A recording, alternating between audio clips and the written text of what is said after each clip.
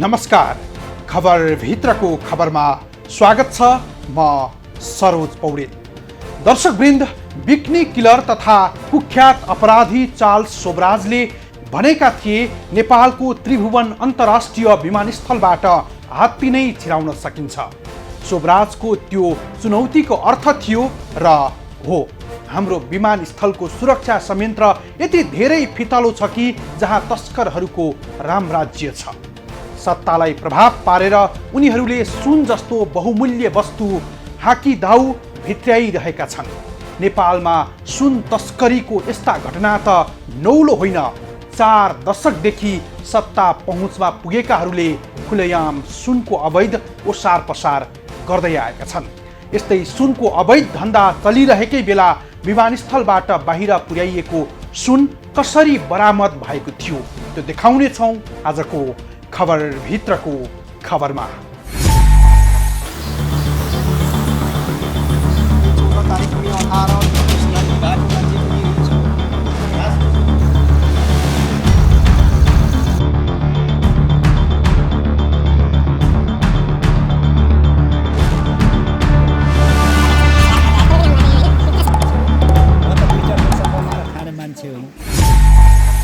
सत्ता उलटपुलट पार्न सक्ने तस्कर र माफिया छन्। तिनै तस्कर र माफियाहरूकै तजबिजीमा यहाँ चल्ने गर्छ सत्ता राजनीति। राजनीतिक संरक्षणमै उनै तस्करहरूको अवैध धन्दा खुलेआम चल्छ यहाँ। राजनीतिबाट संरक्षित उनै सुन तस्करहरूले चलाएको अवैध धन्दा हो सिनामङ्गलमा मङ्गलबार बरामद भएको 145 किलो सुन पनि। सङ्गठित सत्ता सेटिङको त्यत्रो तामझामकै बीचमा खुसुक्कै 100 किलो सुन छिराइयो, जसलाई पिछा गर्दै जाँदा राजस्व अनुसन्धान विभागले यसरी बरामद गरेको थियो। यो हेर्नुहोस्।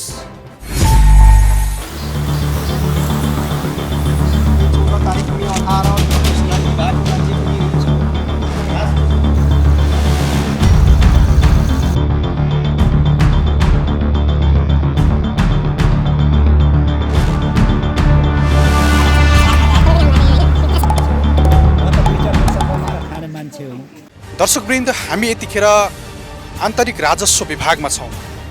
भन्सार कार्यालयबाट चेक जाँच पास भएर बाहिरिसकेको सुन आन्तरिक राजस्व विभागले पक्राउ गरेपछि अहिले अनुसन्धान गरिरहेको छ। यही ट्याक्सी हो जुन बा2ज2324 नम्बरको। यही ट्याक्सीबाट सुन तस्करी गरेर त्रिभुवन अन्तर्राष्ट्रिय विमानस्थलको भन्सार कार्यालयबाट बाहिरिँदै थियो। त्यति बेला आन्तरिक राजस्व विभागको टोलीले पक्राउ गरेर ल्याएको थियो। यो सुन प्रकरणमा ठुला ठुला व्यावसायिक घरानाका व्यक्तिहरू पनि जोडिन सक्ने अनुसन्धान अधिकृतहरूले बताएका छन्। उनीहरू भन्छन् अहिले हामीलाई अनुसन्धान गर्न कुनै पनि निकायको दबाव र प्रभाव छैन। यसको सत्य तथ्य कुरा बाहिर आउँछ। अहिले यस्तो छ, तपाईँको अब यो विशेष सूचनाको आधारमा तपाईँको यो अनुसन्धान प्रक्रिया अगाडि बढ्या हो हैन। यो अनुसन्धान प्रक्रिया अगाडि बढे पश्चात यो अनुसन्धानमा चाहिँ तपाईँको पहिलो लेयर भनौँ न, फर्स्ट फेजमा चाहिँ को मान्छेको संलग्नता होला भन्ने क्रममा चाहिँ अहिले चाहिँ तपाईँको यो सवारी साधन चालक भयो, त्यसपछि भन्सार एजेन्ट भयो, त्यसपछि चाहिँ तपाईँको यो फर्म भनौँ न, त्यो फर्मका सञ्चालकहरू लगायत 6 जना चाहिँ पक्राउ परिसकेको अवस्था छ। बुझ्नुभयो नि। अब यो अनुसन्धान, यो प्रारम्भिक अनुसन्धानको क्रम हो। यसमा चाहिँ फर्स्ट लेयरमा जसको संलग्नता देखियो नि उनीहरू पक्राउ परिसकेका छन् र यो त फर्दर अनुसन्धान प्रक्रिया अगाडि बढिरहन्छ। यो त्रिभुवन अन्तर्राष्ट्रिय विमानस्थल अन्तर्गत रहेको भन्सार कार्यालय, जहाँबाट मङ्गलबार दिउँसो 12:17 145 किलो सुन जाँच पास भयो। हो, भन्सार कार्यालयबाट तोला होइन, किलो पनि होइन, 2 किलो पनि होइन, यहाँ त क्विन्टलका क्विन्टल सुन पास भइरहेको छ। यस्तै प्रकृतिका सामानहरू यसभन्दा अगाडि पनि सोही फर्मबाट 35-40 किलोका वेटका, 30 किलोका वेटका धेरै सामानहरू 25 पटकसम्म भन्सार पास भएका छन्। यो हिसाब गर्ने हो भनेदेखि अहिलेसम्म सोही फर्मबाट सोही प्रकृतिको सामान जुन मोटरसाइकल र स्कुटरको डिस्क प्याड, ब्रेक सू भनिन्छ, र त्यही प्रकृतिको सामान 25 पटक भन्सार पास भएर गइसकेको छ। तर अन्तिम पटक 145 किलो वेट भएको सुन राजस्व अनुसन्धान विभागले पक्राउ गरेको छ। हामीले त्यो फेला परेको सुनलाई होइन जुन ब्रेक सूमा भित्र भनौँ न ब्रेक सू भित्र हालेर ल्याइएको सुन थियो त्यसलाई चाहिँ हामीले जे जस्तो अवस्थामा यहाँ फेला पर्यो त्यसलाई चाहिँ नेपाल राष्ट्र बैङ्कमा फर्दर प्रक्रियाका लागि हामीले नेपाल राष्ट्र बैङ्क फरवर्ड गरेका छौँ र चाहिँ अब त्यस पश्चात नेपाल राष्ट्र बैङ्कबाट हामीलाई केही जानकारी प्राप्त होला त्यो भित्र चाहिँ कति परिमाणको सुन छ भने पश्चात सुनको मात्रा यकिन हुन्छ होइन र चाहिँ अब फर्दर के हुन्छ त भन्दा अनुसन्धान अधिकृत श्रीमान महानिर्देशकज्यूले अनुसन्धान अधिकृत तोके पश्चात हाम्रो राजस्व चुहावट अनुसन्धान तथा नियन्त्रण ऐन 2052 छ त्यो अन्तर्गत चाहिँ थप अनुसन्धान प्रक्रिया अगाडि बढ्दछ। त्रिभुवन अन्तर्राष्ट्रिय विमानस्थलको यो भन्सार जाँच पास कार्यालय हो। बाहिरबाट जे सामान आए पनि यही भन्सार कार्यालय भएर जाँच पास हुन्छ र यहाँबाट जाँच पास भइसकेपछि मात्रै यहाँबाट बाहिर पठाइन्छ हो। मङ्गलबार दिउँसो पनि त्यसै गरी विभिन्न प्रकृतिका सामानहरू त्रिभुवन अन्तर्राष्ट्रिय विमानस्थलका विभिन्न विमानहरूबाट भन्सार कार्यालय आइपुगे। त्यसमा पनि एउटा सामान थियो जुन 145 किलो सुन हो। तपाईलाई सुन्दा आश्चर्य लाग्न सक्छ 145 किलो सुन 1 क्विन्टल भन्दा बढी हो। त्यही सुन पनि यही भन्सार कार्यालयबाट जाँच पास भएर बाहिरिएको थियो र यहाँका भन्सार कार्यालयका कर्मचारीहरूले त्यो सुन हो या होइन भन्ने पत्तो पाउन सकेनन्। यसभन्दा अगाडि पनि 22-25 पटक सोही प्रकृतिका सामान कहिले 20 किलो कहिले 25 किलो कहिले 40 किलो त कहिले 50 किलोको परिणाममा भित्राइरहेको थियो। यो परिणाममा हिसाब गर्ने हो भने अहिलेसम्म 30-35 क्विन्टल सुन यहाँबाट बाहिरिएको छ। आखिर भन्सारका कर्मचारी केही मिलेमत्तो हुँदैन थियो भने क्विन्टलका क्विन्टल सुन कसरी बाहिरिन्छ? एयरपोर्ट भन्सारमा सामान्य एकजना मान्छेले सुन लाएर आयो भनेदेखि उसलाई 2-4 ग्राम बढी भयो भने भन्सार लिन्छ अथवा सामान जफत गर्छ। तर क्विन्टलका क्विन्टल सुन यही भन्सार जाँच पास कार्यालयबाट बाहिरिन्छ। तर यी कर्मचारीहरूमाथि प्रश्न किन नउठाउने? प्रहरी प्रशासनमाथि प्रश्न किन नउठाउने? प्रहरी प्रशासनकै मिलेमत्तो र भन्सार कर्मचारीकै मिलेमत्तोमा यति ठुला अपराधहरू भइरहेका छन्। दर्शकवृन्द, यतिखेर हामी त्रिभुवन अन्तर्राष्ट्रिय विमानस्थलको भन्सार कार्यालयमा आएका छौँ। गत मङ्गलबार यही भन्सार कार्यालयबाट जाँच पास भएर 145 किलो सुन बाहिर गएर राजस्व अनुसन्धान विभागले समातिसकेपछि अहिले चौतर्फी प्रश्नहरू उठिरहेका छन्। त्रिभुवन अन्तर्राष्ट्रिय विमानस्थलबाट सुन कसरी बाहिर गयो र प्राविधिक कारण के थियो? यही विषयको हामी जवाफ माग्न यतिखेर हामी त्रिभुवन अन्तर्राष्ट्रिय विमानस्थलको भन्सार कार्यालयमा आएका छौँ र हामी यहाँ कुरा गर्दैछौँ अम्बिका प्रसाद खनालसँग। उहाँ भन्सार कार्यालयका प्रवक्ता हुनुहुन्छ। अहिले यो जुन 145 किलो भनिएको छ सुन, यो भन्सार कार्यालयबाट कसरी पास भयो सर? सुरुमा यसको प्रोसिडियरको बारेमा मैले जानकारी गराउनु पर्ने हुन्छ र सबैभन्दा पहिला यो हामीहरूले चाहिँ भन्सार कार्यालयबाट जाँच पास भइसकेको मालवस्तु चाहिँ बाहिर निस्किसके पछाडि राजस्व अनुसन्धानले लगिसके पछाडि त्यसमा सुन प्राप्त भएको भन्ने सूचना प्राप्त गरेको आधारमा हामीहरूले चाहिँ भन्सारमा भएका कागजातहरूको अध्ययन गऱ्यौँ। अध्ययन गर्ने क्रममा चाहिँ हामीले प्राप्त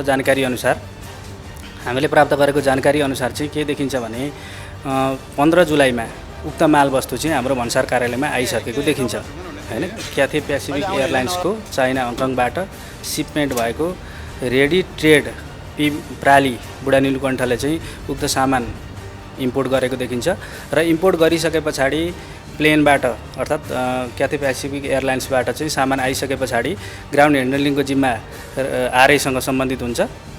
उसले गोदाममा ल्याएर सामान बुझाउँछ। 15 जुलाईमा सामान गोदाममा आइसकेको हुन्छ र 15 जुलाईमा आइसकेको सामान चाहिँ 18 जुलाईमा गोदामबाट बाहिर निस्किन्छ। 18 जुलाईको चाहिँ 12:18 जाँदाखेरि सम्बन्धित भन्सार एजेन्ट अर्थात् निजको प्रतिनिधिले प्रज्ञापन पत्र भरेर भन्सारमा सामान आउने भनेको गोदाममा भएको सामान प्रज्ञापन पत्र भइसके पछाडि बाहिर निस्किने हुन्छ र प्रज्ञापन पत्र भरिसके पछाडि 12:18 जाँदाखेरि चाहिँ निज भन्सार एजेन्ट अर्थात् उहाँको प्रतिनिधिले प्रज्ञापन पत्र भर्नुभएको छ।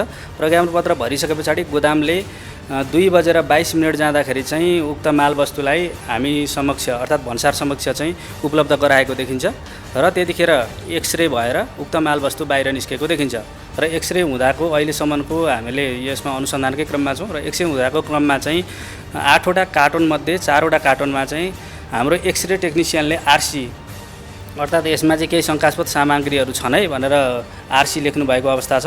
आरसी लेखिसके पछाडि त्यो सामान चाहिँ जाँचकीकोमा जान्छ। जाँचकीले त्यो सामानलाई चाहिँ हेर्नुभएको छ, खोलेर कार्टन खोलेर हेर्नुभएको छ। हामीले सिसिटिभी फुटेजको अध्ययन गऱ्यौँ। अध्ययनबाट प्राप्त अहिलेसम्मको इन्फर्मेसनको आधारमा र थप इन्फर्मेसन चाहिँ हामीले एक्सरेसँग सम्बन्धित टेक्निसियन र सिसिटिभीसँग सम्बन्धित टेक्निसियनबाट लिनुपर्ने हुन्छ।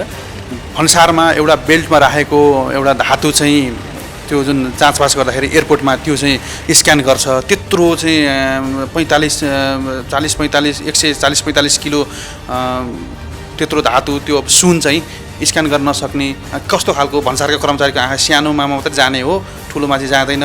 थोरै थोरै सुन ल्याउँदाखेरि चाहिँ जस्तो एउटा सिक्री बनाएर आयो भने 2-4 लाल बढी भयो भनेदेखि त्यसको भन्सार लिन्छ भन्ने यस्ता खालका प्रश्न उठेका छन्। यत्र किलोका किलो क्विन्टलका क्विन्टल सुन छिराउँदाखेरि चाहिँ उनीहरूले किन देखेनन् भन्ने प्रश्न छ।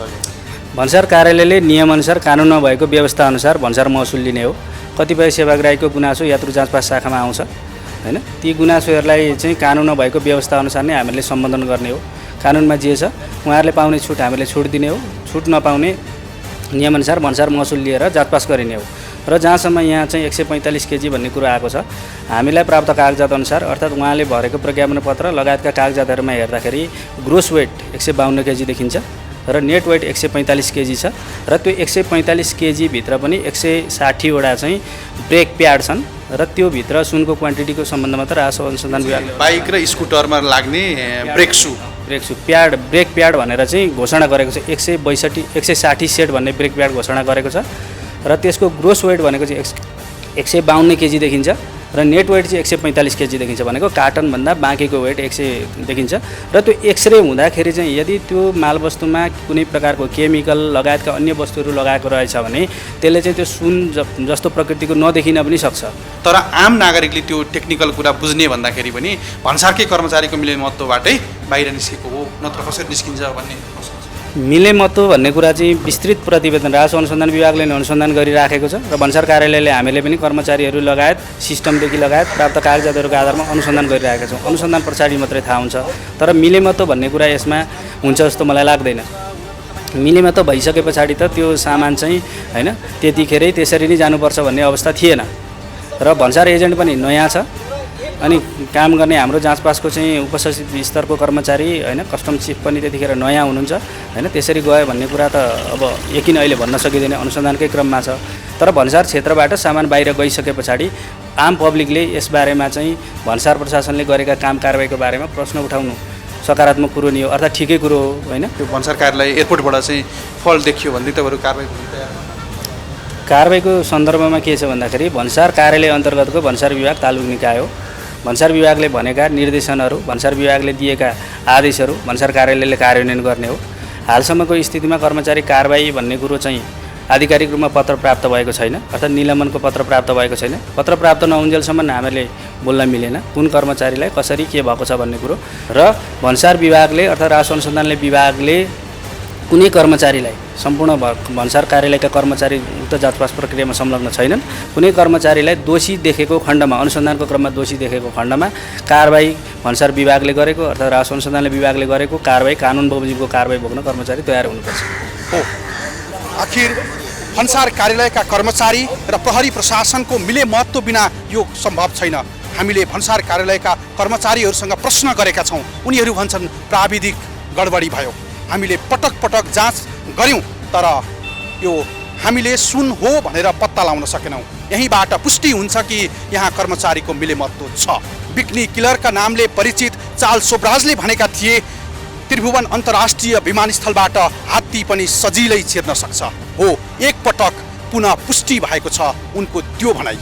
तस्करहरूले दिन दहाडै क्विन्टलका क्विन्टल सुन भित्राइरहेका छन्, कहिले के सामानमा राखेर त कहिले के सामानमा राखेर। सधैँ भरिया र ड्राइभरहरू मात्रै पक्राउ पर्छन् तर मालिकहरू पक्राउ पर्दैनन्। यसपटक यो 1 क्विन्टल भन्दा बढी सुन बरामदमा मालिकहरू पनि पक्राउ परन्।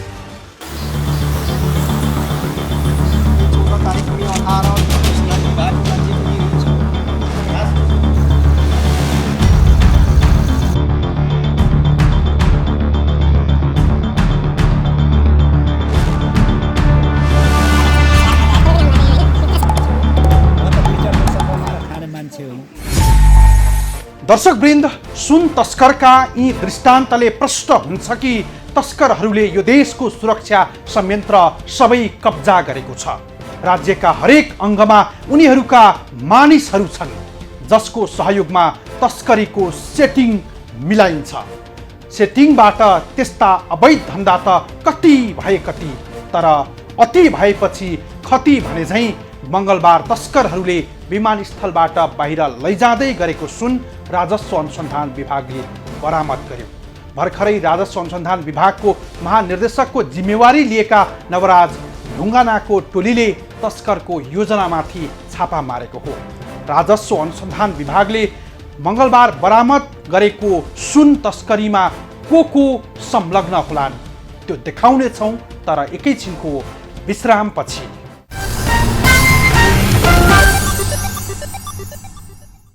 दर्शकवृन्द, हामीले यो सामग्री तयार पार्दासम्म यति ठुलो मात्रामा सुन तस्करी गर्नेहरूमध्ये 6 जना मात्रै पक्राउ परेका छन्। बरामद सुन क्याथे प्यासिफिकको उडान मार्फत काठमाडौँ ल्याइएको थियो। मोटरसाइकल र स्कुटरमा प्रयोग हुने डिस्प्याड जस्तै बनाएर ल्याइएको सुन मङ्गलबार भन्सार जाँच पास गरेर अपराह्न 2 बजे बाहिरिएको थियो।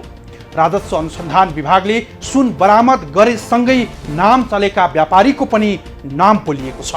2055 सालमा तत्कालीन परी थापा संयोजकत्वको संसदीय समितिले किटान गरेका चर्चित व्यापारी दीपक मल्होत्राको नाम चर्चामा आएको छ।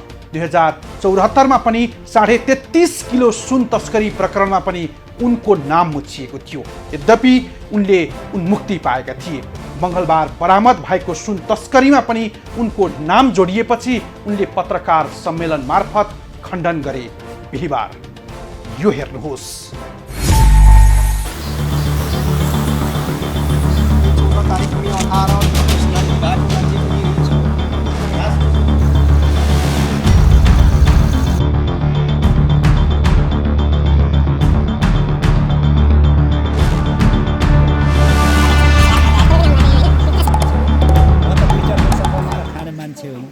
बुधबार राजस्व अनुसन्धान विभागबाट सुन बरामद भएपछि यो सामग्री तयार पार्दासम्म ट्याक्सी चालक अशोक लामा, भन्सार एजेन्ट राजेन्द्र कुमार राई, तस्कर हर्कराज राई, रामबहादुर भुजेल, द्वितीय भुजेल र तिब्बती मूलका भारतीय नागरिक छोरिन छिरिङ पक्राउ परेका छन्।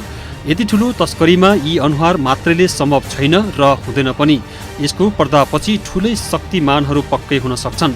यसै विषयमा पक्राउ परेका भन्सार एजेन्ट राजेन्द्र कुमार राई यस विषयमा यस्तो भन्छन्। कस्टम क्लियरिङ एजेन्ट हुँ र त्यो मान्छेले डकुमेन्ट र इन्भोइस र प्याकिङ लिस्टमा जुन 160 केजीको डकुमेन्ट दिएको थियो त्यो डकुमेन्ट चाहिँ मैले क्लियरिङ गरेँ। उसले चाहिँ भनेको पार्ट्स मोटरसाइकलको पार्ट्स भनेको छ, ब्रेक प्याड भनेर हानेकै छ। तपाईँको कस्टम चाहिँ जम्मा टोटलमा 400 समथिङ एउटाको इन्भोइस छ, एउटाको $160 इन्भोइस। त्यो कारणले गर्दाखेरि हामीले काम गरेर निकालिसकेपछि भित्र पनि चेक भयो, सबै भइसकिसकेपछि डकुमेन्ट रेडी भयो। अब अधिकृत जाँचकी मूल्याङ्कन माथि सचिव सर बसिकन सबैले पास गरेको सामान मैले लिएर आएँ।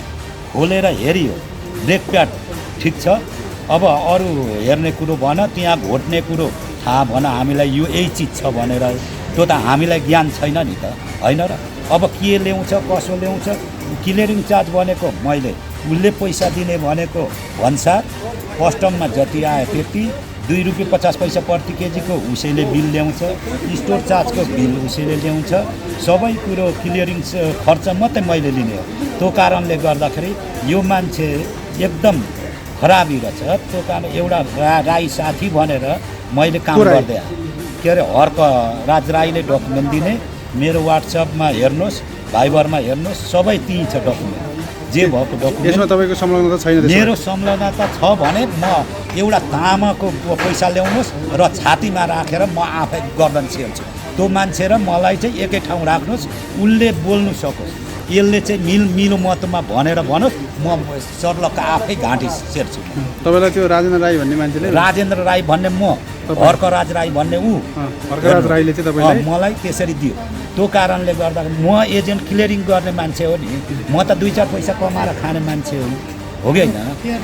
यो ऊ लिँदै हुनुहुन्छ। यस प्रकरणमा दिलीप भुजेलको नाउँमा रहेको कम्पनी रेडी ट्रेड प्राली पनि जोडिएको छ, जुन प्राली केही महिना अघि मात्रै खुलेको थियो। कम्पनी खुलेको 2 महिना यता यस्ता अवैध धन्दा चल्दै आएको हो, जुन प्रकरणमा अहिलेसम्म सानातिना मात्रै समाएका छन्। ती मध्येका एक हुन् ट्याक्सी चालक अशोक लामा, जुन तस्करीबारे आफूलाई थाहा नभएको भन्दै यस्तो प्रतिक्रिया दिन्छन्। खास यो मलाई त्यति के थाहा छैन। अनि एउटा दाइले स्कुटी लिएर भित्रबाट आउनुभयो भन्छरबाट, अनि त्यसपछि चाहिँ मलाई अनि सोध्नुभयो खाली हो भनेर। अनि मैले खाली हो दाइ भने। त्यसपछि अनि सामान लानुपर्ने अब 5-6वटा कार्टुन छ भने मलाई। त्यसपछि हुन्छ भने मैले पनि हुन्छ भने भाडा कति हो, भाडा त्यो नजिक हो बालुवाटार भन्नुभयो भने 500 रुपियाँ दिनु न भने मैले। अनि हुन्छ भने भित्र गएँ। भित्र गएपछि गेट पनि सोधेँ, यो सशस्त्र के भन्नु नि प्रहरी, उहाँलाई पनि सोधेर भित्र छिरेर अनि लोड गरेर बाहिर आउँदाखेरि चाहिँ समातेँ। त्योभन्दा अगाडि तपाईँ त्यो मान्छे चिन्नु हुँदैन? छैन, कहिले पनि चिनेको छैन, देखेको छैन। पहिलोचोटि भेट्नु भएको? पहिलोचोटि हो। तपाईँको अब फोन पनि अब यो राज संरक्षण विभागले ट्र्याक गर्ला होइन? हजुर। त्यसमा चाहिँ त्यो भेट्यो भने तपाईँ कारवाही गर्न तयार हुनुहुन्छ? हजुर हुन्छ। तपाईँको फर्स्ट टाइम भेटेको मान्छे बोलाएकै भरमा तपाईँले हजुर जानुभयो? हजुर। त्रिभुवन विमानस्थलबाट भन्सार समेत जाँच पास भएर बाहिरिएको यो सुन मोटरसाइकल, स्कुटरको ब्रेक सू तथा दाह्री काट्ने रेजरमा लुकाएर ल्याइएको थियो। हङकङबाट तस्करी गरेको उक्त सुन विमानस्थल स्थित भन्सार कार्यालय अगाडिबाट ट्याक्सीमा लैजान लाग्दा बरामद भएको थियो, जुन बरामदपछि विमानस्थल भन्सारका कर्मचारीतिर पनि अनुसन्धान सोझेको छ। सुन जाँचपासमा संलग्न रहेको ठहरेमा कानुन बमोजिम सजाय भोग्न तयार रहेको बताउँछन् भन्सार कार्यालयका प्रवक्ता अम्बिका प्रसाद खनाल। कारबाहीको सन्दर्भमा के छ भन्दाखेरि भन्सार कार्यालय अन्तर्गतको भन्सार विभाग तालुक निकाय हो। भन्सार विभागले भनेका निर्देशनहरू, भन्सार विभागले दिएका आदेशहरू भन्सार कार्यालयले कार्यान्वयन गर्ने हो।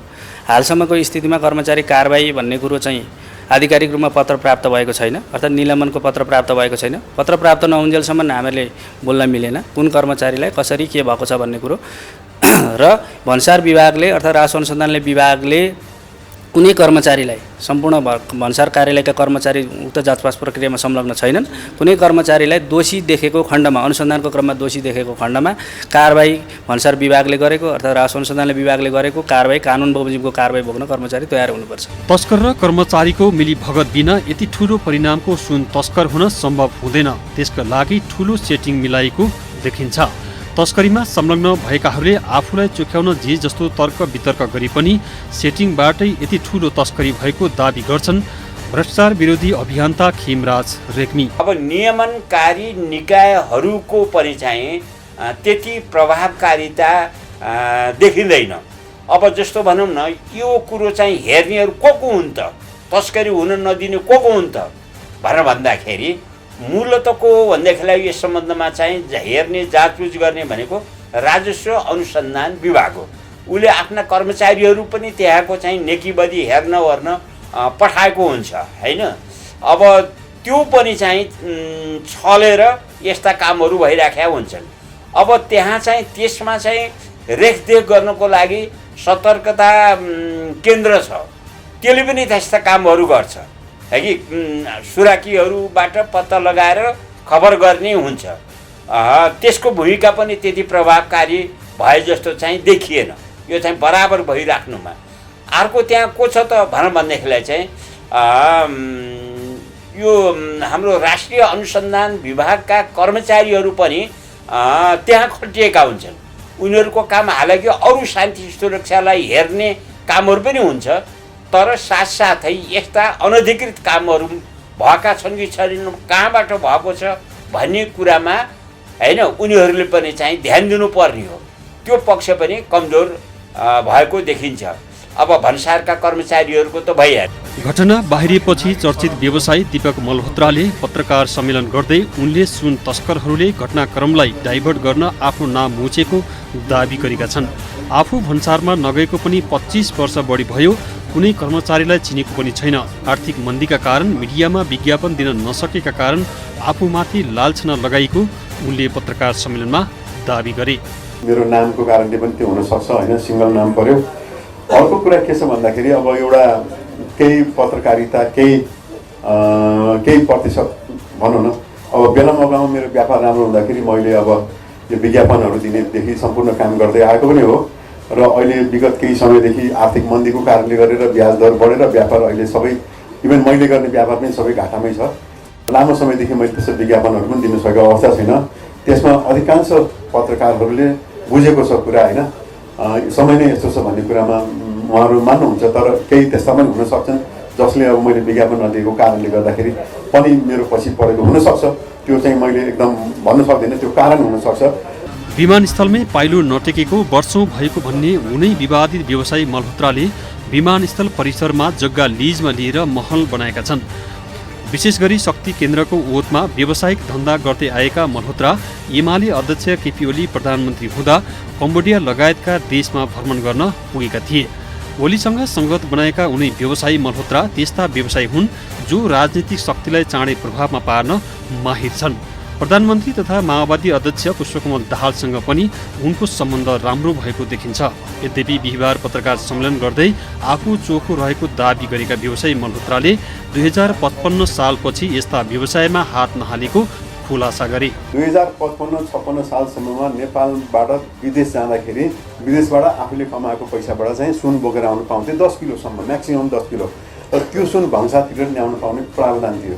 त्यति बेला म पनि त्यो व्यापारमा भनौँ न, त्यसरी विदेशमा गएको मान्छेहरूलाई मैले नेपालमा तिमीहरूले कमाएको पैसा लानु पर्दैन, त्यसको सुन किनेर लैजानु, त्यो सुन नेपालमा बिक्री गर्दाखेरि केही मात्रामा त तिमीलाई आफूले पैसा बोकेर जाने भन्दा पनि फाइदा हुनसक्छ भनेर हामीले त्यसरी उहाँहरूलाई हामी भन्थेँ। र उहाँहरूले त्यसरी त्यो सुन बोकेर आउँदाखेरि नेपालमा कसलाई बेच्ने भन्ने कुरा गर्दाखेरि त्यो बेच्ने काम पनि हामी गरिदिन्थेँ। यो भनेको यो मेरो विचारमा 2055-56 सालसम्म म त्यो व्यापारमा आबद्ध थिएँ। र 2055-56 सालपछि त्यो अब छिमेकी राष्ट्र भारतमा यो भंसारको दरबन्दी एकदमै घटेपछि त्यो नेपालमा त्यो इम्पोर्ट बन्द भयो, आफसे आफ बन्द भयो। कसैले जान रोकेको होइन, त्यो सुनको बजारै कम भयो। त्यो बन्द भइसकेपछि 1997 भन्छु म 2055-56 साल पछि मैले त्यो व्यापारलाई छोडेर म अन्य व्यापारमा लागिसकेको अवस्था छु। र त्यति बेलादेखि नै भनौँ न यो अब सुनको कुरालाई लिएर मेरो नाम आउने कारणले गर्दाखेरि आज पनि यो जोडेको अवस्था हेर्छु। जस्तो अस्ति म फेरि भन्न चाहन्छु, अस्ति 33 किलो सुनमा पनि मेरो नाम मुछेको अवस्था थियो। पछिल्लो पटकको सुन प्रकरणको खबर बाहिरिन बित्तिकै पत्रकार सम्मेलन गर्नुले चोरको खुट्टा काट भन्दा हतनपत्त चोरले खुट्टा उचालेको पनि हुन सक्छ। किनकि 2054 मङ्सिर 29 गते त्रिभुवन अन्तर्राष्ट्रिय विमानस्थलबाट नेपाल प्रहरीले 100 किलोग्राम सुन बरामद गरेको थियो। त्यस प्रकरणमा पनि उनी व्यवसायी दीपक मल्होत्राको नाम किटान गरिएको थियो। तत्कालीन सांसद परी थापाको संयोजकत्वमा रहेको संसदीय छानबिन समितिले उनलाई सुन प्रकरणमा संलग्न रहेको निष्कर्षसहित प्रतिवेदन बुझाएको।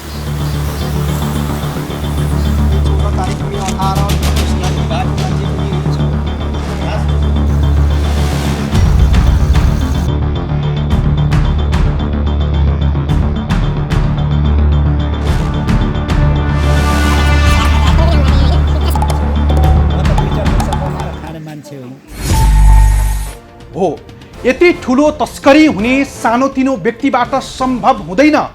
यसको लहरो राजनीतिक तथा प्रशासनिक तहका उच्च पदस्थसम्म छ। लहरो तानिँदै जाने देखिएपछि चर्चित व्यापारी मल्होत्राले आरोपको खण्डन गरे पत्रकार सम्मेलन गरेर। चोरको खुट्टा काट भन्दा सबैभन्दा पहिला वास्तविक चोरले खुट्टा उचाले झैँ उनले पनि त्यसो गरेका हुन् भने त्यो छिप्नेवाला छैन। अब उनले सुन तस्करीमा संलग्न नभएको खण्डन गरे पनि विगतका सुन तस्करीका प्रमाणमा उनी मुछिँदै आएका छन्। लामो समयदेखि सत्ता राजनीतिमा प्रभाव जमाएका सुन तस्करीको इतिवृत्तान्त कस्तो छ त्यो देखाउनेछौँ, तर एकैछिनको विश्रामपछि।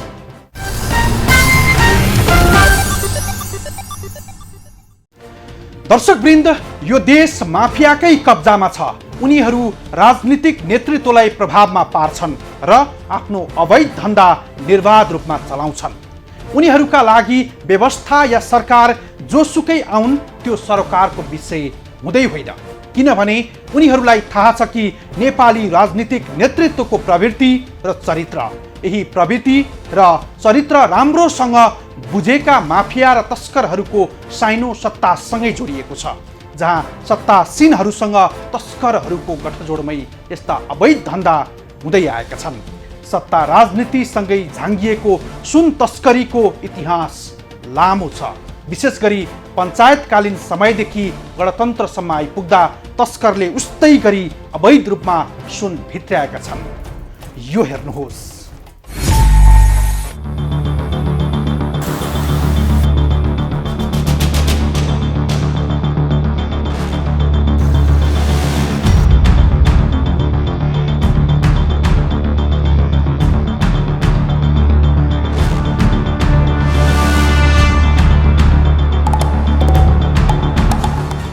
सुन तस्करीको प्रकरण अहिलेको मात्रै होइन, यसको इतिहास लामो छ। जतिबेला यो देशमा पञ्चायती व्यवस्था थियो, तत्कालीन राजा महेन्द्रको पालामा मनाङका बासिन्दाहरूलाई व्यापारिक काममा अगाडि बढाए। तत्कालीन प्रधानमन्त्री सूर्यबहादुर थापाले उनीहरूलाई तेस्रो मुलुकबाट सुन नेपाल ल्याई भारत पुर्याउने काममा संलग्न गराए। त्यस यता सुरु भएको सुन तस्करी अझै रोकिएको छैन। विक्रम सम्वत 2042 साल फागुन 23 गतेको मिति थियो। त्यस दिन तत्कालीन राष्ट्रिय पञ्चायत सदस्य चन्द्रबहादुर बुढा 3 किलो सुन सहित समातिएका थिए। त्यसै गरी 2044 सालमा तत्कालीन अधिराज कुमार धीरेन्द्रका अङ्गरक्षक कर्णेल भरत गुरुङ र अवकाश प्राप्त प्रहरी महानिरीक्षक डीबी लामा सुन तस्करीको अभियोगमा समातिएका थिए।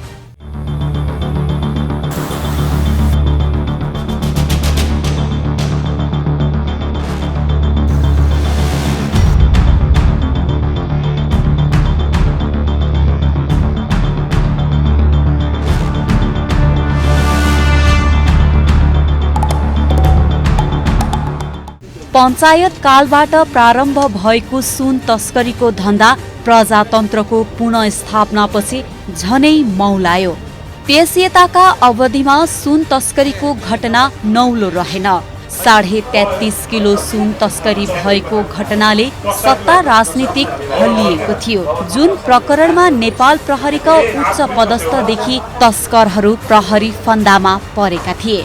यस प्रकरणको नाइके गोरे भनिने चुडामणी उप्रेती सहितका व्यक्तिहरू जेल पुगेका थिए।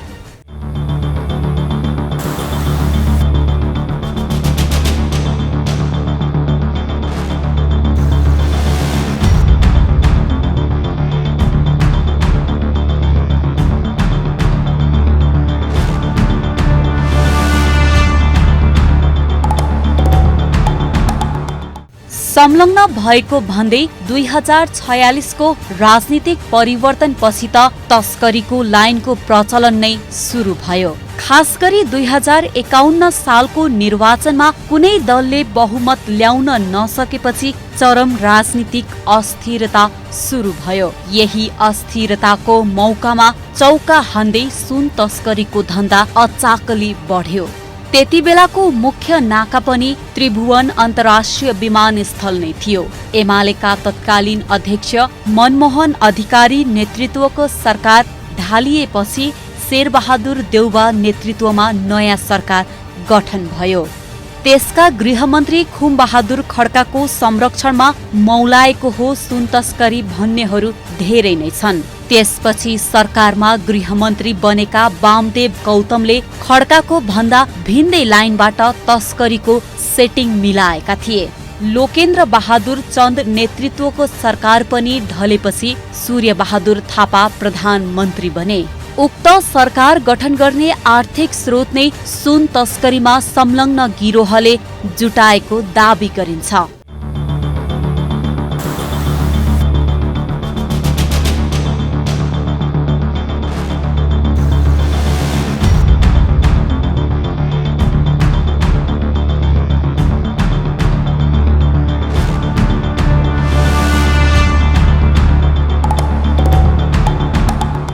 विक्रम सम्वत 2055 साल वैशाख महिना 23 गतेको मिति थियो। त्यतिबेला संसदीय समिति गठन भएको थियो। तत्कालीन सांसद परी थापाको संयोजकत्वमा राजस्व चुहावट नियन्त्रण संयुक्त संसदीय समिति गठन भयो। समितिले करिब 9 महिनाको अध्ययनपछि 2055 पौषमा प्रतिवेदन बुझायो। प्रतिवेदनमा अनिल जटिया, प्रकाश बेगानी, शंकर गोल्यान, आइएल प्रधान, टेक बहादुर गुरुङ, जमिम शाह, ताहिर शाह, दीपक मल्होत्रा, प्रकाश टिपडेवाला, विष्णु जोशी, ध्वजेन्द्र गौतम, विष्णु गौचन, छविलाल भुसाल, अशोक सुरेखा, हरि नेउपाने र दीपक समवारको नाम किटानी साथ उल्लेख छ। तर ती कुनैमाथि कानुनी कारवाही भएन। सम्भवतः यो घटना पहिलो थियो जति बेला 100 किलो सुन बरामद भएको थियो। विक्रम सम्वत 2054 साल मङ्सिर 29 गतेका दिन थियो। त्यति ठूलो परिणामको सुन सहित कोरियाली नागरिक द्वय जो कुनह्वा र युनसोङ समातिएका थिए त्रिभुवन अन्तर्राष्ट्रिय विमानस्थलबाट। पञ्चायत कालमा नेपालमा सुन ओसार्ने नाका हङकङ मात्र थियो। 2050 सालपछि दुबई, थाइल्यान्ड, मलेसिया, कतार र चीन पनि जोडिए तस्करीको रूटमा। नेपाल भित्रिने सुनको सानो परिमाण मात्र स्वदेशी खपत हुन्छ, बाँकी सबै भारत पुग्छ। भारतमा वार्षिक 116 टन सुन खपत हुने गरेको छ। नेपालमा दैनिक 25 किलो सुन खपत हुने गरेको अनुमान छ। सरकारी कोटा भने 15 किलोको मात्र छ। बाँकी 10 किलोको माग धान्न र भारत पुर्याउन इजी मनी प्राप्त गर्न नेपाली भूमि प्रयोग हुँदै आएको छ। नेपालमा सुन तस्करी हुनु अब नयाँ कुरा रहेन। बहुमूल्य पहेँलो धातु सुन अहिलेसम्म नेपालमा उत्खनन भएको छैन। यसका लागि नेपाल बाहिरी मुलुकबाट आयातमा भर पर्नु परेको छ। सुन खरिदका लागि अर्बौं रुपैयाँ विदेश पठाउनु हाम्रो बाध्यता हो। हुन त नेपालकै केही ठाउँमा सुन खानीको सम्भाव्यता रहेको अनुमान गरिएको छ। तर त्यसको उत्खनन गर्न भने धेरै पैसा र दक्ष प्राविधिक जनशक्तिको आवश्यकता पर्छ, जुन नेपालमा हालसम्म उपलब्ध छैन।